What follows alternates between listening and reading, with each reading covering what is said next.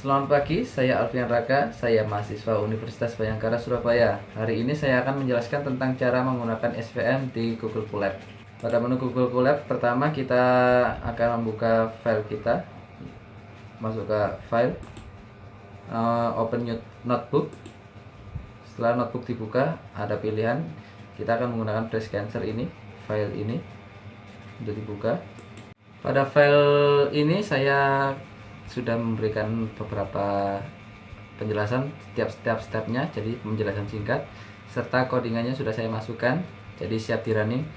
Saya akan berikan penjelasan tentang tiap-tiap langkahnya ini. Pada langkah pertama kita akan memberikan akses Google Colab terhadap source file dari Google Drive.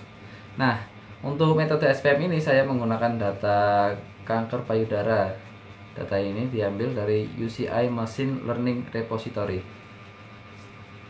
Kita running. Pada langkah pertama, drive already mounted, berarti sudah selesai. Langkah pertama berhasil. Pada langkah kedua, kita akan menentukan file yang digunakan untuk proses ini. Untuk proses ini saya menggunakan dua file, ada file data training dan file data testing.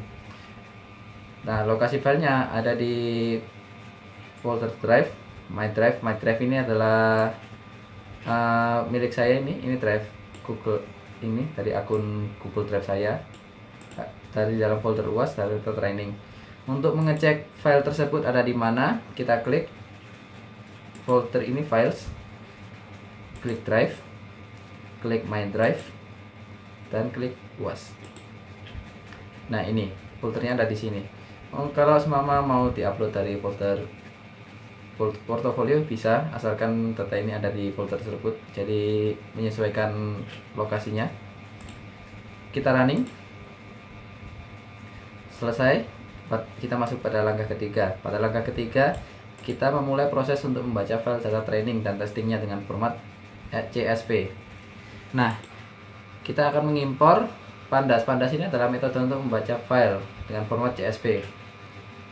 Untuk data trainnya kita akan menggunakan ini, train path. Jadi kita menggunakan ini sebagai data trainingnya, dan untuk data testingnya kita akan menggunakan ini.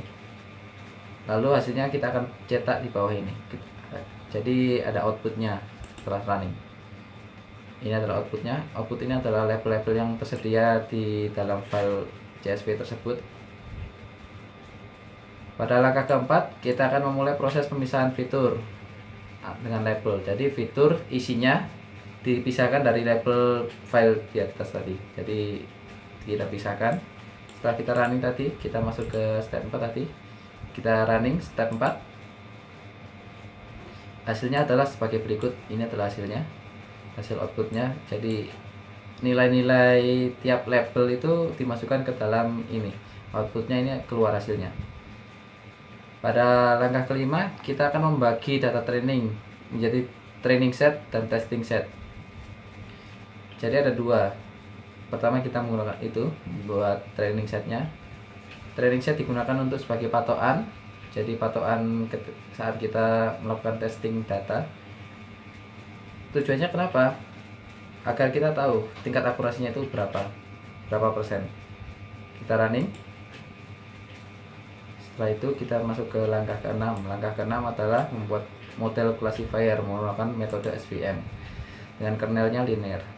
Kita berdasarkan SVM kita import ini kernel linearnya. Kita gunakan data training tersebut tadi, X dan Y nya. Selesai, kita masuk ke langkah ke-7. Pada langkah ke-7 kita menguji proses classifier testing setnya tadi. Kita uji.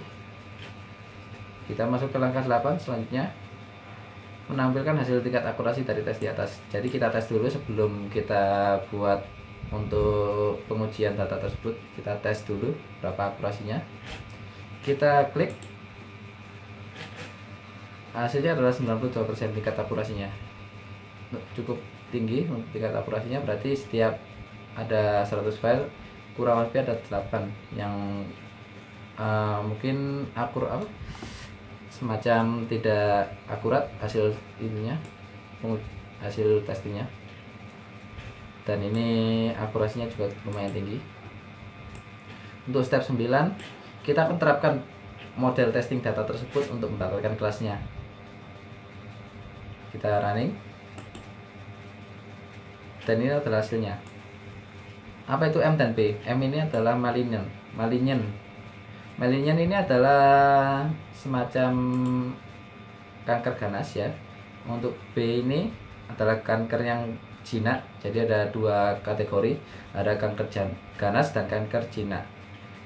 Dan hasilnya adalah sebagai berikut, sebagai array. Ada mungkin ini ratusan file. Jadi seperti itu cara menggunakan SVM di Google Colab. Terima kasih telah menyaksikan video ini. Klik like dan subscribe, dan jangan lupa komen apabila saya ada kesalahan dalam penjelasan ini. Terima kasih telah menyaksikan dan selamat siang.